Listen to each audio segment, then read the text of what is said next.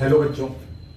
तो last time पे हम लोगों ने एक बात कर ली थी कि लिमिटिंग रिएजेंट हम लोग किस तरीके से देखते हैं और किसी भी केमिकल रिएक्शन में किस प्रकार से बता सकते हैं कि रिएक्शन के बाद वो कितना बचा होगा। तो अगर हम इस सवाल की बात करें तो हमारा पहला सवाल है, आज हम लोग जो लेक्चर नंबर 8 था आपका लिमिटिंग रिएजेंट वाला, उसी के न्यूमेरिकल सेक्शन के बारे में बात कर रहे हैं। सवाल है 11.2 litre O2 gas is reacted with 44.8 litre CO carbon monoxide at STP यानी standard temperature and pressure. Calculate the weight of each substance after reaction. Last class जो है जिन्होंने नहीं देखी है वो जरूर देख लें। अब बेटा सबसे पहले हमारी जिम्मेदारी ये होगी कि हम यहां पर केमिकल रिएक्शन को लिख लें। तो अगर बात की जाए तो कार्बन मोनोऑक्साइड O2 के साथ रिएक्ट करके रिएक्शन के हिसाब से कार्बन डाइऑक्साइड बनाता है। लास्ट क्लास में मैंने आपको एक बात बताई थी कि हर हालत में हमारी केमिकल रिएक्शन, मैं इस सवाल में एक एक लाइन लिखूंगा, हमारी केमिकल रिएक्शन बैलेंस होनी चाहिए। तो पहली चीज,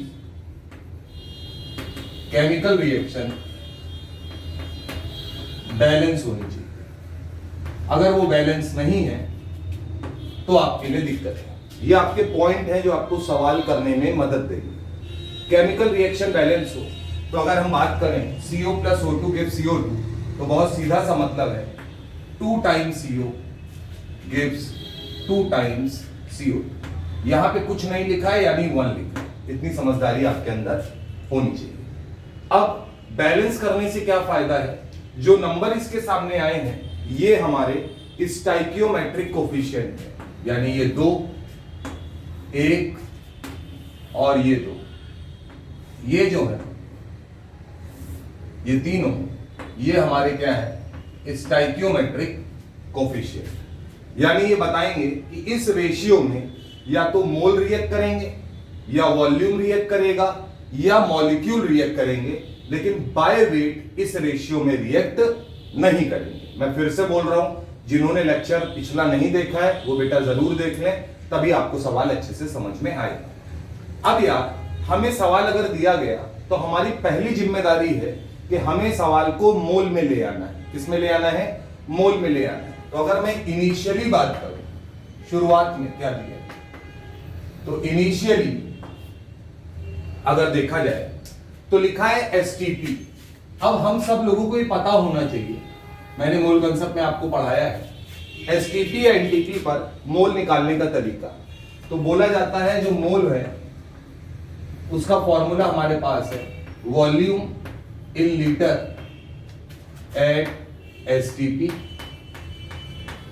डिवाइडेड बाय 22.4, 22.4 से आप डिवाइड कर दीजिए। तो अब अगर मैं बात करूंगा तो मोल ऑफ O2 N से रिप्रेजेंट करते हैं, मोल ऑफ O2, वॉल्यूम दिया है 11.2 डिवाइडेड बाय 22.4। तो अगर हम कैंसिल आउट करेंगे तो हमारे मोल आएंगे 0.5। अगर मैं कहूंगा mole of CO carbon monoxide, तो वॉल्यूम है हमारे पास 44.8 litre divided by 22.4, cancel out करेंगे तो मोल आएगा 2। पहले आपको मोल में कन्वर्ट कर लेना है। तो अगर आपने मोल में कन्वर्ट कर लिया तो इनिशियली आपको पता चल रहा है कि कार्बन मोनोऑक्साइड के आपके पास 2 मोल हैं, ऑक्सीजन के 0.5 मोल हैं, और कार्बन डाइऑक्साइड शुरुआत में रिएक्शन नहीं हुई होगी तो 0 ही होगा, इसमें कोई दिक्कत नहीं। अब अगर हम बात करें एंड ऑफ द रिएक्शन यानी रिएक्शन के अंत, तो मैंने आपको पिछले क्लास में 2 मेथड पढ़ाए। अगर मैं यहां पर बात करूं तो ये स्टाइकियोमेट्रिक कोफिशिएंट बेटा अपने को ये बताते हैं कि अगर 2 मोल CO रिएक्ट करेगा तो 1 मोल O2 रिएक्ट करेगा उसके साथ और 2 मोल CO2 बनेगा। फिर से सुनिएगा, 2 मोल CO अगर रिएक्ट करेगा 1 मोल O2 के साथ, तो बेटा 2 मोल CO2 वहां पर फॉर्म हो जाएगा। ठीक है। अब इन सवालों में आपको याद रखना है कि जो आपका स्टाइकियोमेट्रिक कोफिशिएंट है उसी के हिसाब से आप तय कर लीजिए। तो मैंने माना, देखिएगा, अगर मैं लिखता हूं 2 - 2x, तो इसका मतलब क्या है? मैं ये बोलूंगा कि 2x मोल रिएक्ट करते हैं। बोलो बेटा। अब आपको ये ध्यान रखना है कि यहीं आपसे गलती हो जाएगी। मैंने जैसे बोला, मैं पहले सवाल में आपको सब कुछ बताऊंगा। यहां आपसे गलती ये होगी कि जैसे आपने केमिकल रिएक्शन को बैलेंस कर लिया, अब आपको ध्यान रखना है कि अगला स्टेप आपका ये है कि आपको पता लगाना है लिमिटिंग रिएजेंट कौन है। क्योंकि मैंने आपको लास्ट में पढ़ाया था, लिमिटिंग रिएजेंट के रिस्पेक्ट में सवाल होता है। लिमिटिंग रिएजेंट यहां कौन है? तो अगर मैं बात करूं कार्बन मोनोऑक्साइड, लिमिटिंग रिएजेंट की बात करेंगे तो हम लोग x की वैल्यू निकालते थे। जरा देखिएगा, कार्बन मोनोऑक्साइड के लिए अगर मैं निकालता हूं तो लिमिटिंग रिएजेंट निकालने का तरीका था, सबसे कम वैल्यू आनी चाहिए। जितने मोल दिए हैं यानी कि 2 डिवाइडेड बाय स्टाइकियोमेट्रिक कोफिशिएंट, तो आया 1। ऑक्सीजन के बारे में बात करें, मोल दिया है 0.5, स्टाइकियोमेट्रिक कोफिशिएंट 1 यानी 0.5। इसका मतलब अगर सवाल में पूछा जाए तो हमारा लिमिटिंग रिएजेंट कौन होगा? जहां ये रेशियो सबसे कम आया है यानी कि O2। अगर कभी पूछा जाए तो आपको निकाल लेना। अब अगर लिमिटिंग रिएजेंट हमारा 0.5 मोल O2 है, यानी ये रिएक्शन में पूरी तरीके से खत्म हो जाएगा। ठीक बात है। अब इसको हमें हर हालत में 0 करना है, क्योंकि क्या हम लोगों ने पढ़ा था, लिमिटिंग रिएजेंट रिएक्शन की एंड में 0 होगा। ये इंपॉर्टेंट बात, लिमिटिंग रिएजेंट रिएक्शन के एंड में क्या होगा? 0 होगा। ये बात आपको पता होनी चाहिए, जिससे आप सवाल आगे बढ़ाएं। अब एंड ऑफ द रिएक्शन है। अब मैं यहां लिखता हूं 2 - 2x, तो इसका मतलब क्या है? अगर CO के 2x मोल लगे, कितने? 2x। 2 लगता है तो ये 1 लगता है, 2x लगा तो O2 के जस्ट आधे यानी x मोल लगेंगे, यानी 0.5 माइनस x। क्लियर? CO के 2 मोल लगे तो CO2 2 बनेगा, तो अगर 2x लगा है तो ये रिएक्शन के अंत में कितना बनेगा? 2x बनेगा। अब क्योंकि O2 लिमिटिंग रिएजेंट है, तो क्या ये वैल्यू 0 के बराबर होगी?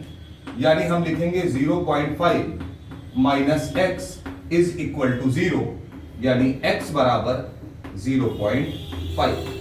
ये हमारी x की वैल्यू यहां आ जाएगी। तो अब अगर हम बात करें तो at the end of the reaction, reaction के आखिरी पड़ाव पे क्या होगा?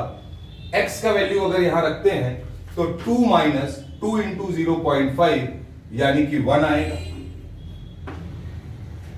ये 0 हो जाएगा, ये 1 है। ये आपको ध्यान रखना है। ठीक बात। अब आपसे पूछा गया calculate the weight of each substance after reaction. तो अगर मैं बात करूं तो क्या एंड ऑफ द रिएक्शन में ये 1 मोल बचा है? ये तो 0 हो गया, और ये 1 मोल बना है।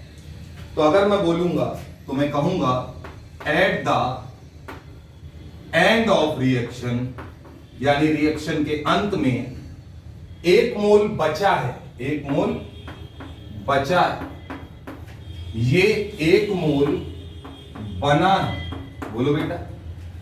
तो मैं कहूंगा 1 मोल बचा है, किसका?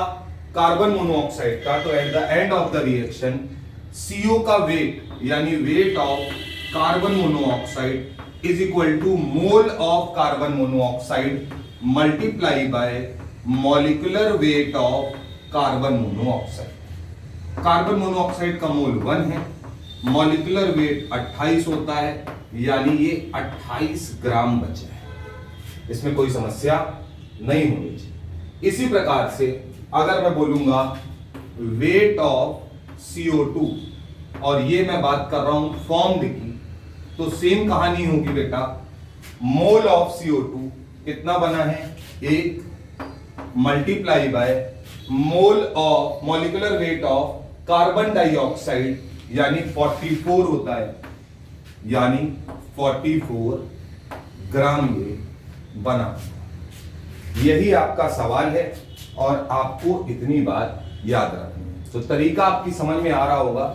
सबसे पहले हम क्या करेंगे, रिएक्शन को बैलेंस करेंगे, उसके बाद लिमिटिंग रिएजेंट पता लगाएंगे कौन है, फिर हम x के टर्म में रिएक्शन को लिखेंगे, लेकिन जो कोफिशिएंट है उसी के रिस्पेक्ट में लिख देंगे डायरेक्ट। आपको यहां x नहीं लिखना है, वरना x/2 करना पड़ेगा।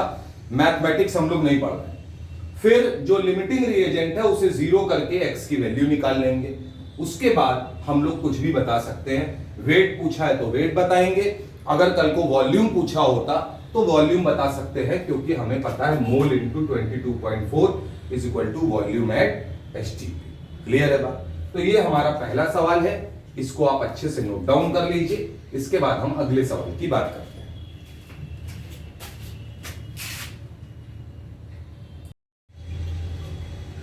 चलते हैं बेटा अगले सवाल की तरफ।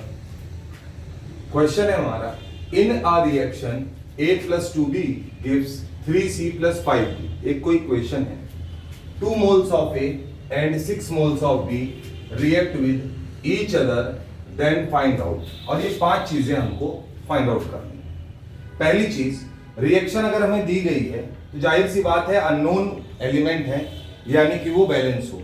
तो हम अपनी रिएक्शन की बात कर लें अगर, तो हमारी रिएक्शन है A plus 2B gives 3C plus 5D। Clear है बात? यहां अगर बात करें तो यहां अगर मैं 1 लिख दूं तो 1, 2, 3 एंड 5 आर स्टाइकियोमेट्रिक कोफिशिएंट। ठीक है, तो पहली बात हमारी केमिकल रिएक्शन बैलेंस होनी चाहिए, वो बैलेंस है। ये सवाल बेसिकली क्या है, आपको एक फॉर्मेट बता रहा है कि आपको सवाल किस तरीके से करना चाहिए। पहला पार्ट हमारा है लिमिटिंग रिएजेंट जो है वो कौन है, ये हमारा पहला सवाल है। अब अगर मैं बात करूं लिमिटिंग रिएजेंट की, तो यहां पर इनिशियली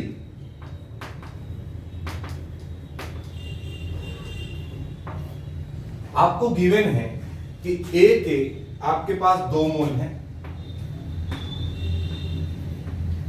B के 6 मोल हैं, और जाहिर सी बात है कि C और D इनिशियली 0 होगा। अब अगर हमें यहां देखना है कि लिमिटिंग रिएजेंट कौन है, तो जाहिर सी बात है कि हमको यहां पर एक रेशियो निकालना पड़ेगा। और मुझे पता है कि आपको ध्यान होना चाहिए, लास्ट लेक्चर में हम लोगों ने पढ़ा था कि लिमिटिंग रिएजेंट अगर निकालना है तो तरीका है given mole divided by stoichiometric coefficient, सबसे कम कहां पर है।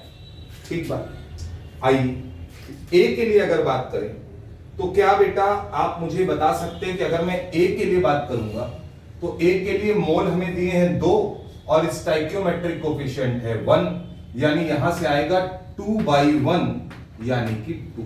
यही समझ सकते हैं। बी के लिए अगर बात करेंगे तो मोल दिए हैं 6, स्टाइकियोमेट्रिक कोफिशिएंट है 2 यानी कि 3 आएगा। तो कम कहां से आया? ए के लिए। तो इसका मतलब है कि हमारा लिमिटिंग रिएजेंट जो है वो कौन है? ए है। क्लियर बात?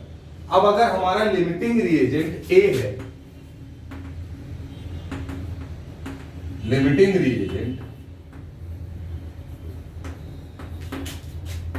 ए है,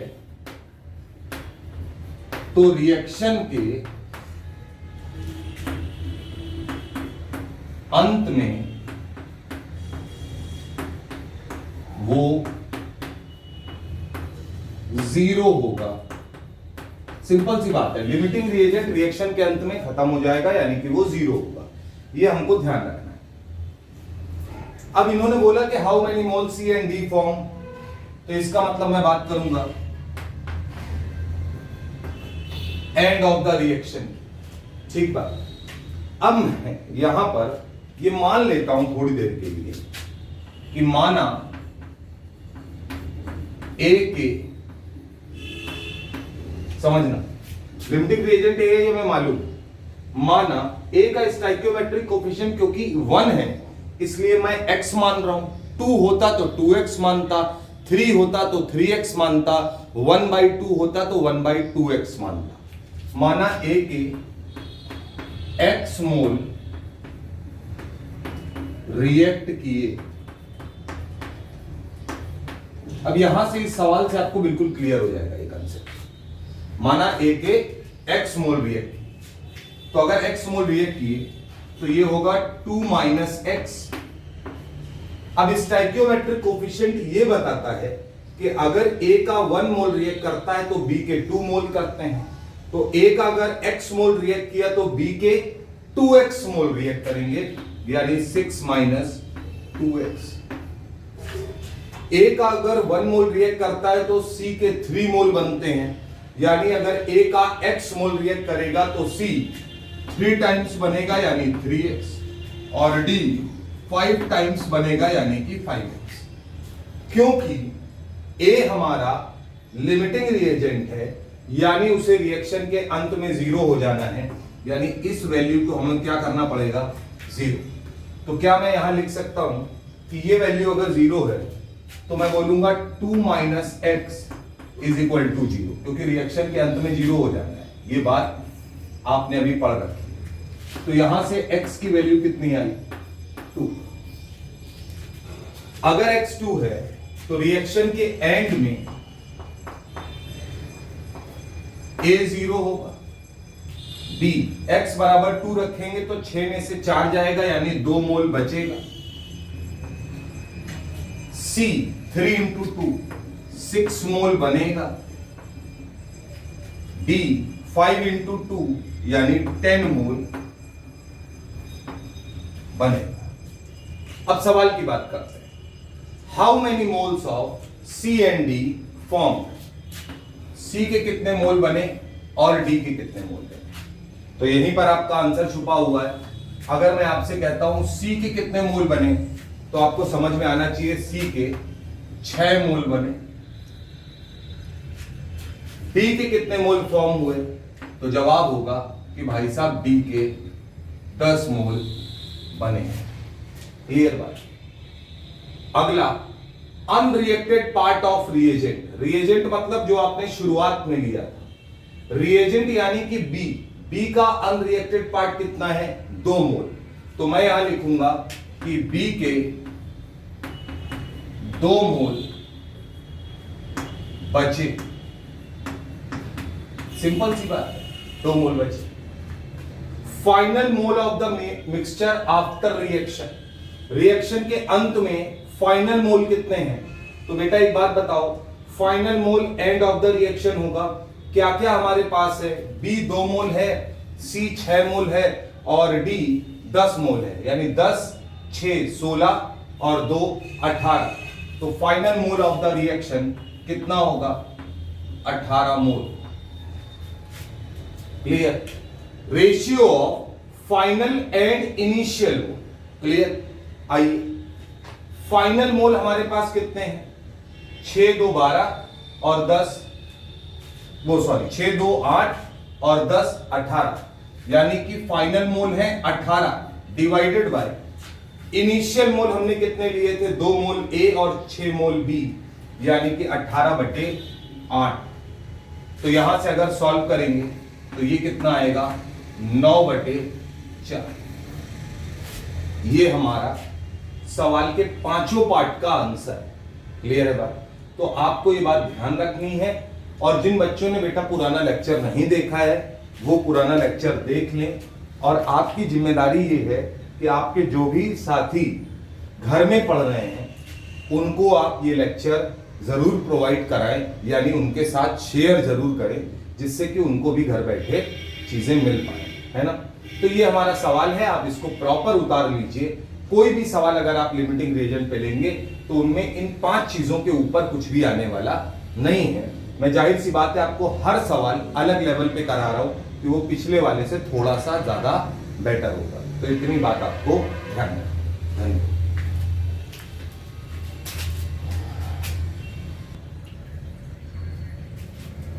अब बेटा हमारे पास अगला क्वेश्चन है, जैसा आपको दिख रहा है क्वेश्चन में क्या लिखा है, 2.8 gram carbon monoxide, 4.4 litre O2 gas at STP and 6 into 10 की power 22 molecules of CO2 gas are present initially, then find out the final weight of product। क्या लिखा है, फाइनल वेट ऑफ प्रोडक्ट। आप सबसे पहले इसे अंडरलाइन कर लीजिए सवाल, when they react according to the following reaction, अगर वो इस तरीके से रिएक्ट करते हैं। अब सबसे इंपॉर्टेंट बात क्या है, कार्बन मोनोऑक्साइड का वेट दिया है, O2 का वॉल्यूम दिया है और CO2 के मॉलिक्यूल्स दिए हैं। तो सबसे पहली चीज तीनों अलग अलग दिए हैं, तो आपको अपने दिमाग में बात बैठा लेनी है जैसा मैंने बताया है, क्या सबको मोल में लाओ, यानी आपको कुछ भी दिया हो आप सबसे पहले सबको किस में ले आइए, मोल में ले आइए। अगर मैं बात करूं मोल्स ऑफ कार्बन मोनोऑक्साइड, हमें वेट दिया है, फॉर्मूला याद करिए, मोल अगर कार्बन मोनोऑक्साइड का निकालना है और वेट दिया है तो फॉर्मूला है weight in gram divided by molecular weight. तो अगर हम बात करें तो वेट दिया है 2.8 ग्राम, मॉलिक्यूलर वेट कार्बन मोनोऑक्साइड का 28 है, यानी 0.1 मोल। क्लियर। अगला मोल्स ऑफ O2, अगर STP एनटीपी पर हमें वॉल्यूम दिया है तो मोल निकालने का फॉर्मूला है volume in litre divided by 22.4, यानी 4.48 डिवाइडेड बाय 22.4। जिन बच्चों ने नहीं देखा है वो पिछले लेक्चर देख सकते हैं। यहां से अगर हम कैंसिल आउट करेंगे तो आएगा 0.2 मोल। अगला 6 into 10 की पावर 22 मॉलिक्यूल्स ऑफ CO2, यानी मोल्स ऑफ CO2। बढ़िया सवाल है, इसमें सारे फॉर्मूले यूज हो रहे हैं। कार्बन डाइऑक्साइड के मोल निकालने हैं और मॉलिक्यूल दिया है, फॉर्मूला है molecule divided by Avogadro number, यानी 6.023 10 की पावर 23। तो मैं अगर इसको बोलूंगा तो 6 into 10 की पावर 22 डिवाइडेड बाय 6 into 10 की पावर 23। 0.023 लेने की कोई जरूरत नहीं है।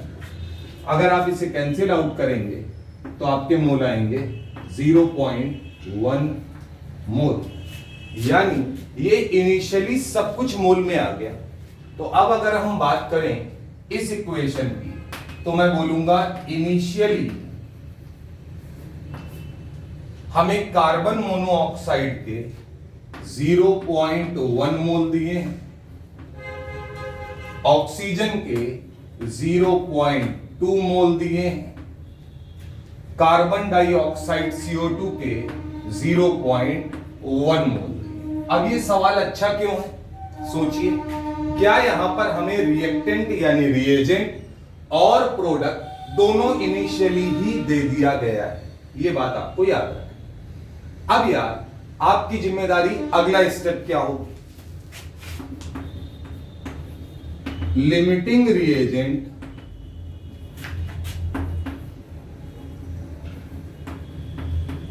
पकड़ो। क्या करो, लिमिटिंग रिएजेंट पकड़ो। लिमिटिंग रिएजेंट इसलिए पकड़ना है क्योंकि रिएक्शन के अंत में वो जीरो हो जाता है। लिमिटिंग रिएजेंट निकालने का तरीका क्या है, initial mole divided by stoichiometric coefficient. Balance chemical equation हमें दी हुई, तो अगर हम बात करेंगे कार्बन मोनोऑक्साइड की तो उसके लिए अगर हम बात करें कि लिमिटिंग रिएजेंट हमें चेक करना है तो CO के लिए हम बोल सकते हैं आएगा 0.1 डिवाइडेड बाय 2। अगर हम O2 के लिए निकालेंगे, क्योंकि ये हम केवल और केवल रिएजेंट के लिए चेक करते हैं। O2 के लिए अगर निकालेंगे तो आएगा 0.2 डिवाइडेड बाय 1।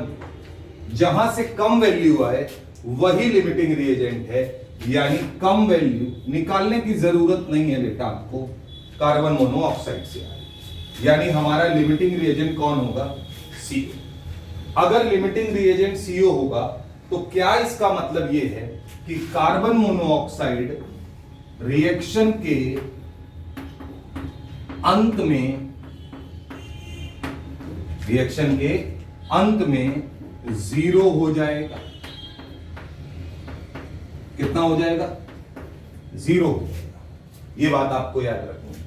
तो अगर अब मैं बात करूं तो मैं बोलता हूं and of the reaction, reaction का अंत।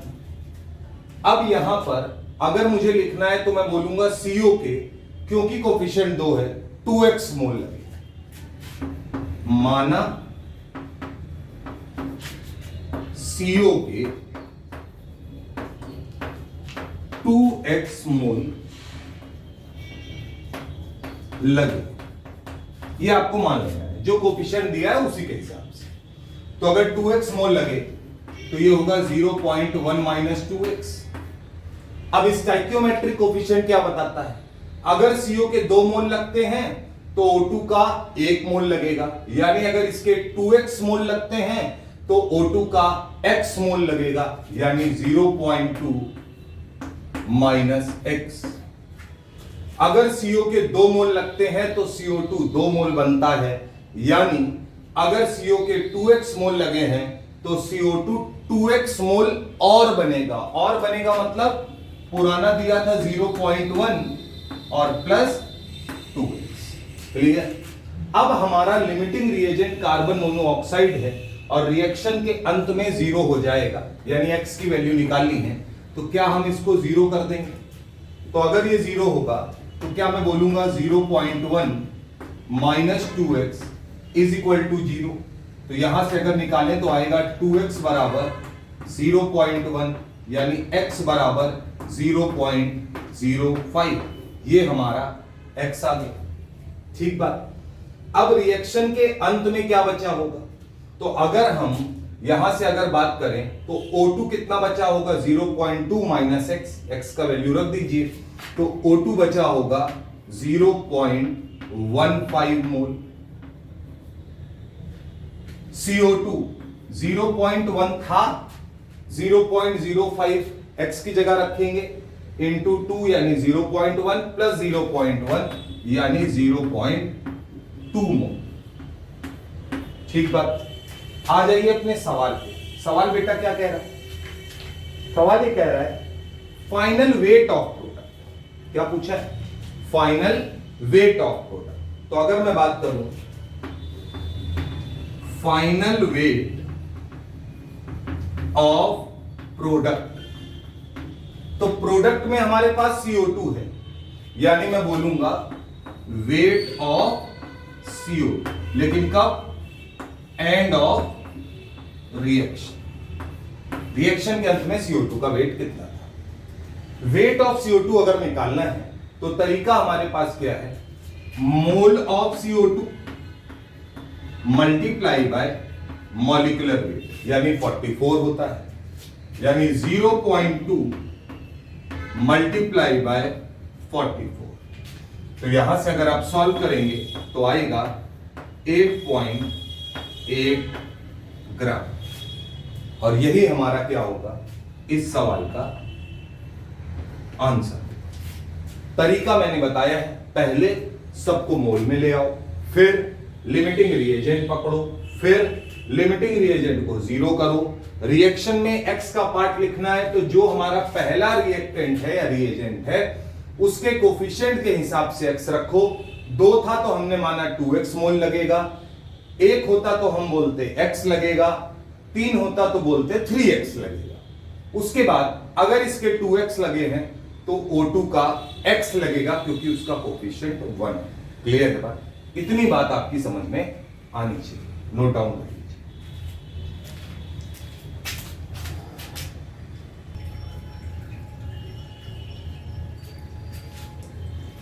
अब बेटा अगला सवाल हमारे पास है, एक रिएक्शन हमें दी है कि O3 से O2 बन रहा है, कैसे बन रहा है उसके बारे में बात नहीं है, यानी रिएक्शन बैलेंस नहीं। इंपॉर्टेंट बात, initially 20 ml of gaseous mixture दिया है, यानी O3 और O2 अलग अलग नहीं बताया, बोले हमने इसका मिक्सचर लिया है और वो 20 ml है, हीट किया, देन एन एक्सपेंशन। इंपॉर्टेंट बात क्या, expansion. Finally 21 ml O2 gas is obtained, then find out percentage of O3 gas in initial mixture। ये हमारा सवाल है। अब सबसे इंपॉर्टेंट बात हमारे पास क्या है, उसको थोड़ा सा आपको समझना है। वो क्या चीज है, पहली चीज जो मैंने आपको बताई थी कि रिएक्शन हमें बैलेंस फॉर्म में रखनी, यानी अगर O3 से O2 बन रहा है, बात समझिएगा, तो हमारी बैलेंस इक्वेशन होगी 2 times O3 gives 3 times O2। पहले बैलेंस इक्वेशन ले आइए। उसके बाद इन्होंने बोला एक्सपेंशन, एक शब्द आया एक्सपेंशन। अब आपको याद रखना है, एक्सपेंड करने का मतलब होता है वॉल्यूम का बढ़ना, और कहा जाता है अगर वॉल्यूम बढ़ा तो इसका मतलब नंबर ऑफ मोल्स क्या करेंगे, इंक्रीज करेंगे। तो एक बात ये बताइए, अगर रिएक्शन फॉरवर्ड चलेगी तो ये कोफिशिएंट बताता है कि 2 मोल रिएक्ट करेगा तो 3 मोल O2 बनेगा, यानी 2 मोल O3 रिएक्ट करेगा तो 3 मोल O2 बनेगा।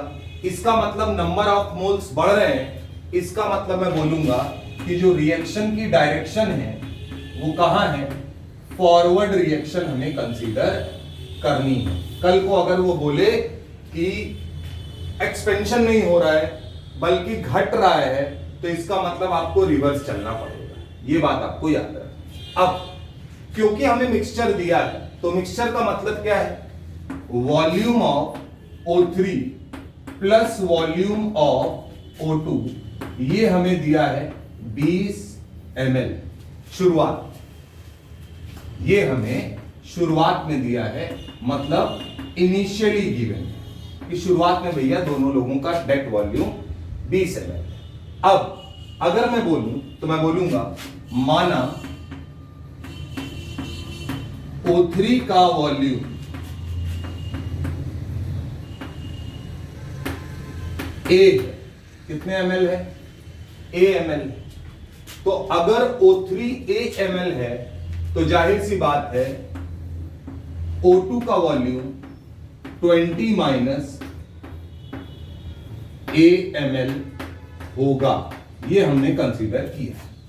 ठीक है, आते हैं सवाल इनिशियली। तो बेटा अगर इनिशियली बात करें, O3 का वॉल्यूम मैंने मान रखा है कितना है, A ml, तो O2 अपने आप ही कितना होगा, 20 माइनस A ml होगा। ठीक है, अब रिएक्शन के अंत की बात करते हैं, यानी एंड ऑफ द रिएक्शन, यानी रिएक्शन के लास्ट में क्या होगा। तो यहां पर एक बात बताइए, इंपॉर्टेंट बात, आपका रिएक्टेंट केवल एक है, तो क्या मैं बोलूंगा कि रिएक्शन के एंड में O3, क्योंकि फॉरवर्ड मान रहा हूं, 0 होगा। रिएक्शन के लास्ट में O3 को क्या हो जाना है, 0, तभी कंप्लीट रिएक्शन मानी जाएगी। तो अब अगर बात की जाए तो रिएक्शन के लास्ट में O3 0 होगा, ये बात तय। अब O3 रिएक्ट कितना करेगा, इसे अगर देखना है तो मैं आपसे बोलता हूं कि अगर इसका स्टोइकियोमेट्रिक कोफिशिएंट 2 है, 1 होता तो x मानते, 2 है तो 2x, 3 है तो 3x, तो मैं बोलूंगा माना O3 2x रिएक्ट किया, यानी ये मैंने माना है कि O3 कितना रिएक्ट किया है, 2x। तो अगर O3 2x रिएक्ट किया तो मैं लिखूंगा A माइनस 2x। अब अगर O3 2 मोल लगता है तो O2 3 मोल बनता है, यानी अगर O3 2x मोल रिएक्ट करता है तो O2 3x मोल बनता है, यानी मैं यहां बोलूंगा 20 माइनस ए तो पहले था और 3x और बन गया, यानी ये एंड ऑफ द रिएक्शन में होगा। अब हमारे पास दो अननोन हैं, स्मॉल a और स्मॉल x। हमारे पास दो इक्वेशन होनी चाहिए, क्योंकि फिजिक्स का टीचर बताता है जितने अननोन हैं उतनी इक्वेशन अगर आपके पास है तभी आप उसे सॉल्व कर पाए। आइए, पहली चीज क्या, रिएक्शन के एंड में O3 जीरो होना है, यानी O3 को जीरो होना है। तो पहली इक्वेशन क्या बनेगी, a minus 2x is equal to 0, यानी x बराबर a बाई 2। क्लियर है? अगला, finally 21 ml O2 gas obtained, यानी इन्होंने बताया रिएक्शन के अंत में O2 कितना बनेगा, 21। तो भैया इतना बना है, यानी ये 21 ml होगा। तो हम लिखेंगे 20 minus a plus 3x is equal to 21। x का वैल्यू यहां पुट करेंगे तो लिखेंगे 20 minus a plus 3 into a by 2 is equal to 21। इतनी बात लिखेंगे। अब सब कुछ a में आ गया है, तो अगर मैं इसे सॉल्व करूंगा तो आएगा a is equal to 2 ml। a कितना आया, 2 ml। क्लियर है बात? अब अगर a 2 ml आया है, बात समझिएगा, तो जाहिर सी बात है x का वैल्यू क्या होगा, 1 ml। क्लियर बात? अब अगर यहां पर x 1 ml है और a 2 ml है, तो जरा बताइए, इनिशियली हमने a ml लिया था, तो क्या अगर बेटा मैंने a ml लिया है तो इसका मतलब है कि मैंने O3 2 ml लिया हुआ है, और अगर मैंने O2 20 माइनस a ml लिया है तो a का वैल्यू अगर मैं यहां रख दूंगा तो इसका मतलब मैंने O2 18 ml लिया हुआ है। सवाल है क्या, find out percentage of O3 gas initial. तो अगर मैं बोलता हूं परसेंटेज ऑफ O3 इनिशियली, सब कुछ वॉल्यूम के टर्म में हम सॉल्व कर रहे हैं, तो अगर O3 इनिशियली की बात करें तो मैं क्या यहां पर बोलूंगा, volume of O3 initially divided by total volume initially, और क्योंकि परसेंटेज की बात है तो 100 से मल्टीप्लाई हो जाएगा यहां पर। तो वॉल्यूम ऑफ O3 इनिशियली अगर बात की जाए तो कितना था, a ml था, मतलब 2 ml। टोटल वॉल्यूम कितना था, 20 मल्टीप्लाई बाय 100। क्लियर है बात? तो अगर आप इसे सॉल्व करेंगे तो लास्ट में आएगा 10%। यही हमारा क्या होगा, आंसर। क्लियर है बात? तो अच्छा सवाल है, आप इसे नोट डाउन करिए और इसी प्रकार के सवाल आपको आगे मिलेंगे। ठीक बात?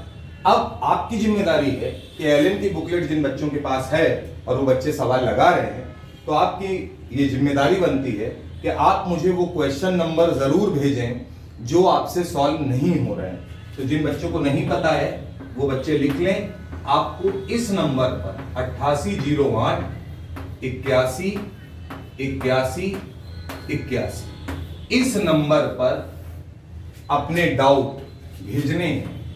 आप व्हाट्सएप कर सकते हैं, आप कॉल कर सकते हैं, आप जो चाहे वो कर सकते हैं। ठीक बात? तो अगर आप, और बिना डाउट के तो कुछ होना नहीं है, तो आपको याद रखना है कि आपके पास जो भी डाउट है आप उन्हें जरूर बताएं, क्योंकि आपके पास ये बुकलेट एलएन वाली होनी चाहिए, है ना? अगर ये बुकलेट है तो इसमें जो सवाल आपको दिए हुए हैं एक्सरसाइज के, आप मुझे क्वेश्चन नंबर लिखकर भेजेंगे तो मैं उनका एक वीडियो बनाकर डाल दूंगा। इतनी बात आपको ध्यान रखना। धन्यवाद।